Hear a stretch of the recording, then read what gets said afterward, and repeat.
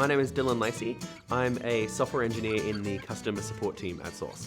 One thing that I love most about my job, it's getting to help people. That and clicking the solve ticket button, which is a kind of helping people.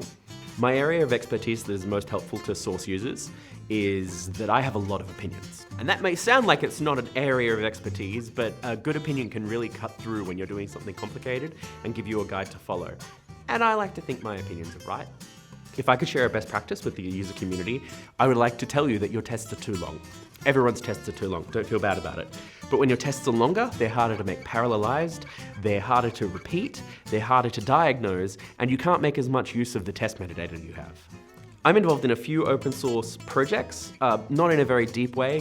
Whenever I find a problem in an open source project, usually around testing, I tend to check out a copy, make a fix and send it back. I like to make things better, and that's the easiest way to do it. Outside of work, I have a few interests which people seem to find weird for some reason. I mean, there's nothing odd about keeping bees or having a cooking show on the internet where people chat with me live, is there?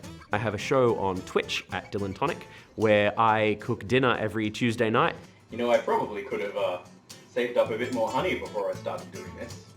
So my favorite sauce is aioli because it's like mayonnaise, but it has extra garlic in it. If I was told I had to be a werewolf or a vampire, I'm going Team Jacob 100%. Vampires can't have garlic. Hi, this has been Dylan Lacey for Sauce Labs. Do you have a problem with your tests? Do you have an itchy burning sensation? You should see a doctor about that. I'm not a doctor, I'm a support engineer. Write to me at support@sourcelabs.com.